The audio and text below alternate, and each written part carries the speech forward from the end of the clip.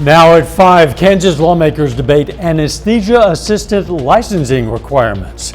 Plus, high school students showcase auto tech skills at Pitt State. And a man who was detained then released in connection with the disappearance of Savannah Guthrie's mother says he's innocent. I'm Andres Gutierrez in Tucson. I spoke with the man about what happened. The 4 states' most watched news starts now. Authorities bring charges against a homeless man after a stabbing incident outside a shelter in Joplin. This is KOIM News. I'm Dow Quick. 55-year-old Brian Gutierrez is jailed now on felony assault and armed criminal action charges after a stabbing outside Water Gardens. Joplin police say an officer on patrol was flagged down by the victim, bleeding from the chest, on February 6th. The suspect was still nearby and detained.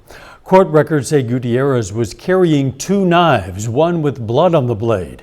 Video from Water Gardens reportedly captured the attack. Gutierrez is held in the Jasper County Detention Center on a $100,000 bond. No word on the condition of the victim. 2026 is off to a busy start for the Reddings Mill Fire Protection District, with a spike in structure fires in the first 6 weeks of the year. Since January 1st, crews have responded to multiple house, chimney, and outbuilding fires and provided mutual aid on several major incidents in neighboring districts, including Carl Junction, Seneca, and others. The Reddings Mill Fire Chief says a strong partnership with surrounding fire agencies has been critical, especially since volunteer firefighter numbers have dropped statewide. The Reddings Mill Fire Department moved to a fully paid department in 2022. Kansas lawmakers are considering a bill that would create the Anesthesiologist Assistant Licensure Act. The bill establishes full licensing and regulation for anesthesiologist assistants under the Kansas State Board of Healing Arts, but the bill has drawn some concerns for CRNAs. I think the concern from everybody is that we create legislation that would hurt or deter from people going into CRNA training programs. I see kind of both sides of it. I see where it can be a benefit, but I also see where it very easily could be something that could harm, the anesthesiologist coverage we already have in the state of Kansas going forward. Lawrence says he hopes when writing legislation, the state considers the workforce shortage and creates opportunities to recruit and retain those who want to serve in Kansas. 6 local high schools participated in Pitt State's 10th annual automotive skills competition throughout much of the day. Their participating juniors and seniors took part in several activities ranging anywhere from working with different types of engines to job interview practice for auto-related careers. We used to have the average of 8 modules, and now we have the average of 36 computers on one vehicle. So we've had to evolve this contest over the years to reflect the growth in technology in the automotive industry. And that goes with our scan tools, being able to read the scan tools and diagnose electrical components. Pitt State currently offers certificates, 2-year and 4-year degrees through its School of Automotive and Engineering Technology. The Longwell Museum at Crowder College is showcasing the work of Neosho High School art students in its latest exhibit. Now in its 6th year, the partnership highlights a wide range of student artwork created throughout the school year. The exhibit features everything from acrylic paintings and graphic design to ceramics, collage, paper arts, even copper plating. They say displaying the artwork in a professional gallery setting gives students a sense of validation and helps them envision a future in the arts. So there's a wide variety, right? There's students who like to work more abstract. Maybe they like to do printmaking, things like that. And so you might see some familiar names in each kind of section of artwork. There's some students who are really interested in everything, but then you'll see some students maybe focus in one particular medium, and you'll see multiple works by them. The exhibit runs through March 5th with a closing reception planned with the student artists in attendance. Another nice day out there. Let's check in with meteorologist Austin Stantz. Yeah, thanks, Dow. It is another nice day. Temperatures back into the upper 50s today, so we didn't crack 60. still above average, but guess what? This is actually cooler than where we were yesterday. So it feels a bit cooler outside, but still around 18 degrees warmer than average. That's just baffling out there to me. Temperatures 56 degrees out there right now. You see the winds out of the east at the moment. We're seeing temperatures right around 56 degrees in Neosho, 58 in Miami, 55 there in Pittsburgh. As we head into this evening, we are going to see some increase in cloud cover as we head into the evening and overnight hours tonight. You'll see temperatures falling into the upper 30s as we head into those overnight hours. And I'm tracking some rain chances over the next 5 days. We're going to break it all down and time it out for you coming up. We'll catch you in a few. FBI agents investigating the Nancy Guthrie disappearance are searching the Catalina foothills today. Overnight, a man who was detained for a few hours in connection with the case spoke with CBS News' Andres Gutierrez. He has more now from Tucson, Arizona. Missing person billboards for Nancy Guthrie are now in multiple states, including California, as the search for the 84-year-old mother of Today's Show co-host Savannah Guthrie intensifies. Somebody who's not aware of what's going on, they're going to see that, and they might have seen her somewhere, so, that could be that one little tip. In a statement Wednesday, the FBI said agents are conducting an extensive search along multiple roadways in the Catalina foothills, Guthrie's neighborhood. Overnight, the FBI and Pima County Sheriff's Department searched the home of a person in Rio Rico, Arizona, but they released him hours later. I didn't do anything, to be honest. I'm innocent. A delivery driver named Carlos told us he didn't even know who Savannah Guthrie was. I don't follow the news. Right. I don't watch. You don't watch the Today Show. No. So this was a complete shock. Investigators are hoping newly released images captured by a surveillance camera outside Nancy Guthrie's house the night she disappeared will lead to a break in the case. The chilling video shows an armed masked person wearing gloves and a backpack. Possible identification of unique factors from that video to include what appears to be a firearm on the front of his waistband and a unique looking holster. Maybe somebody saw those details and can provide a tip to law enforcement that results in a person being captured. The FBI is reminding the public that a $50,000 reward is being offered for information leading to Nancy Guthrie's recovery. Andres Gutierrez, CBS News, Tucson, Arizona. Nancy Guthrie was last seen 11 days ago. Savannah Guthrie posted a message yesterday saying her family believes their mother is still alive. Still ahead, finance and romance. With Valentine's Day around the corner, a new survey shows many couples are in the dark about their partner's finances. I'm CBS News business analyst Jill Schlesinger with tips on how couples can better manage their money together. But up first, a deadly superbug spreads through hospitals nationwide. That's just ahead in Health Watch.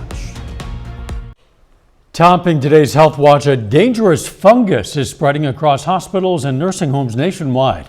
The superbug has become more virulent and resistant to antifungal medications. Nick Calloway has more. A little-known fungus is becoming a growing public health concern. Candida auris is drug-resistant, hard to detect, and spreading fast. According to the Centers for Disease Control and Prevention, there were more than 7,000 reported cases across the U.S. last year, a sharp increase from just a few years ago. Those cases are now reported in more than half the states in the U.S. When you have a colonizer that can colonize the skin and can also persist for long periods of time on, for example, bed rails, on catheters, you have a situation where you have extensive transmission. Dr. David Perlin is the Chief Scientific Officer at the Center for Discovery and Innovation at Hackensack Meridian Health. He said the deadly infection is spreading mostly in hospitals and nursing homes.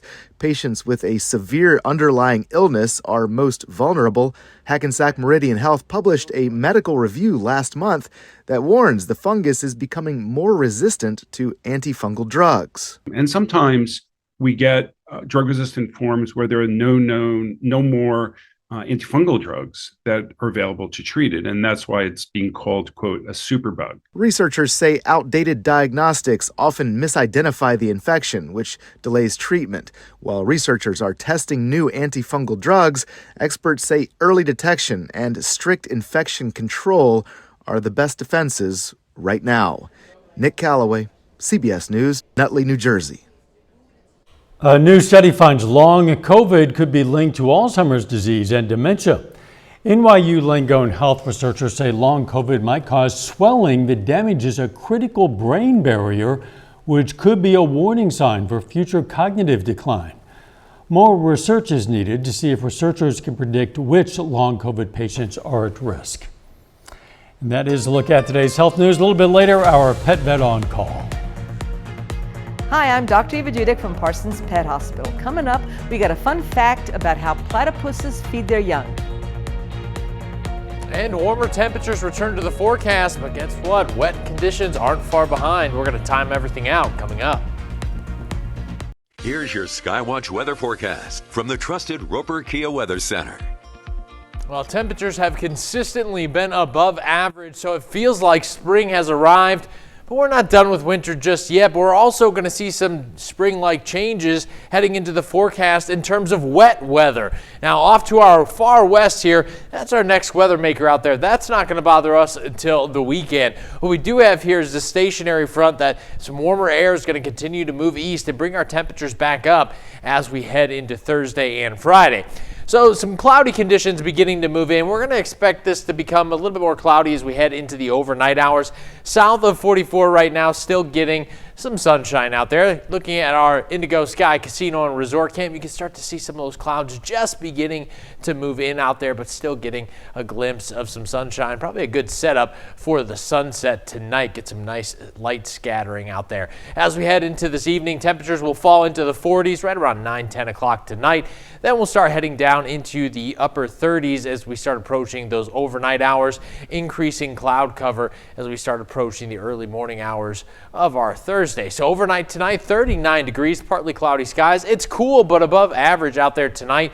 Winds shifting out of the southeast tonight, back out of the northeast tomorrow. Take a look at this. 8 a.m. we're expecting 46 degrees. By noon tomorrow, 55. Back into the 60s by the afternoon hours. That's going to be our high for tomorrow. Becoming cloudy on Thursday, 62 degrees, but our winds shifting out of the northeast at 5 to 10 miles per hour. Some calm winds there. Taking a look at our jet stream here, let's talk about our next setup. So you'll notice out to our west here, this is what we're watching. That trough begins to develop there. Notice that we have our jet streak kind of going right across the 4 states region right now, but we start to see that shift a little bit, especially as we see that trough developing off to our southwest there. That low kind of rides right across North Texas here, and this is what we're watching here, as typically the right entrance area of the jet stream is, or that axis area is the best potential for some vertical movement in the atmosphere, allowing for some lift with this system. So that's why we're keeping an eye on that, because the further north that this rides, likely the more precipitation we are going to see. So let's talk about heading into Friday. Clouds begin to move into the area. Can't rule out a few showers, maybe even a thunderstorm or two, especially during the evening hours Friday into those overnight hours. Check out these temperatures here. 66 degrees there. Then as we head into Friday evening, we start to see some of this rain become just a little bit more active, becoming mostly cloudy there. Rain becomes more widespread as we head into the Saturday morning hours. Right now, what's happening, here's this low right here. It's starting to track just a little bit further south, but as we make our way into Saturday morning and then into those afternoon hours, becoming more widespread, maybe a few embedded thunderstorms. So your Saturday forecast, I know it's Valentine's Day, but we'll be dealing with some showers and thunderstorms. 54 degrees out there, but we could definitely use the rain, actually in an extreme drought, especially south of 44 right now. Taking a look at your 10-day forecast of what you can expect ahead, I'll tell you what, things are looking pretty good. We're still seeing spring-like weather out there, even 70s at times. But as I mentioned, winter's not over yet. It's going to be about probably the end of the month that we see some cooler weather return. Yeah, it's easy to forget that this is the middle of February, and typically it would be a lot colder than this, for sure. Yeah, I would just recommend keep that jacket on hand just in case. Good plan. Thanks, Austin. Coming up, Valentine's Day brings more than romance. Financial experts say it's time to talk money with your partner. Topping today's Consumer Watch, Valentine's Day is coming up, and according to Bankrate, 45% of people in committed relationships believe they don't know everything about their partner's finances. And more than a third surveyed say they think financial infidelity is just as bad as physical cheating. CBS News business analyst Jill Schlesinger has some tips for couples trying to work on their finances. Valentine's Day is approaching, but it isn't just about chocolate and flowers. It's also about open conversations on love and money. Because talking about money can be so uncomfortable, the best place to start is by setting aside a specific time and place to have the conversation. Establish some ground rules. No judgment, just open dialogue to share information. Start with the basics. Create or update a balance sheet. That's what you own and what you owe. Then take a closer look at how you spend. Track your cash flow instead of trying to stick to a rigid budget that's hard to maintain. And play to each other's strengths. If one handles day-to-day bills, that works. If the other manages investments, that's fine too. But information has to be shared. The key is checking in on your progress, ideally once or twice a year. A good time to do that is right after tax filing season. If, despite your best intentions, you can't talk about money with your beloved without sparks flying, maybe look to an expert like a CFP or a CPA who can help set common goals and find solutions that can work for you both. In New York, I'm CBS News business analyst Jill Schlesinger. Our pet vet on call up next. Up next on the CBS Evening News, planes in El Paso, Texas are finally back in the sky after the airspace was shut down overnight. The official explanation from the Trump administration coming up. Then on KOAM News at 6, we're going to look at whether proposed Kansas legislation could impact rural hospital staffing. Plus a closer look at how high schoolers got to test their modern automotive repair skills in a competition today at Pitt State. And in sports, college signings at Galena and Miami high schools. Stay with us for the CBS Evening News and then KOAM News at 6. The wildlife around us is diverse, varied almost beyond measure, and not all animals fit neatly into categories. Today, our pet vet on call has a fun fact for us about an odd creature native to Australia, the duck-billed platypus. We've already discussed about the platypus and how it defies the rules of nature by laying eggs instead of giving birth to live young, which is one of the rules for being a mammal. But the other thing that they do is they do make milk to feed their young. However, the platypus doesn't have any nipples. They have no teats. What they do is make milk and store it in their bellies, and then with contractions, they literally sweat the milk out to their skin, and that's how the babies get their milk sustenance. You know, we invite questions from anyone. If you have a question, all you have to do is send it to petvet@koamtv.com. Dr. Eva Dudek from the Parsons Pet Hospital answers a different question, or as in this case, sometimes brings us a fun fact. It's every Wednesday on KOAM News at 5. You can also find answers to previous questions on our website. All right, look at this. We're checking out the picks of the litter for the week from the Joplin Humane Society. First, we've chosen this young male Labrador Retriever, a handsome little guy. His name is Milton. And from the Southeast Kansas Humane Society, this cute little female cat, her name is Ruby. The society says she loves chirping, meowing, and talking her way into every moment, especially if you're sharing stories or snacks or sunshine. I guess she's into all those things. If you're looking for a pet, why not at least check out your local Humane Society? They always have a great variety, wonderful options to choose among. Pretty good day to get outside with the pet. Yeah, absolutely. Today's a great day. We are finally tracking some showers. Some of those could even be some beefy thunderstorms or into the Friday afternoon hours before that full system actually arrives. Then we'll start to see some widespread rain arrive as we head into Saturday. Unfortunately, that's Valentine's Day for us, but you'll notice there that we're seeing some of those showers staying isolated south of 44 there. That's due to a stationary front, but once that low moves in, we're going to see some widespread rain across the 4 states. Could even be up to 2 inches at times. Wow. So, yeah, we're finally getting some drought, much needed rain that'll help with that drought. You bet. Looking forward to that. Thanks for joining us. CBS Evening News is next. We'll see you right back here at 6. Let's make it a great evening.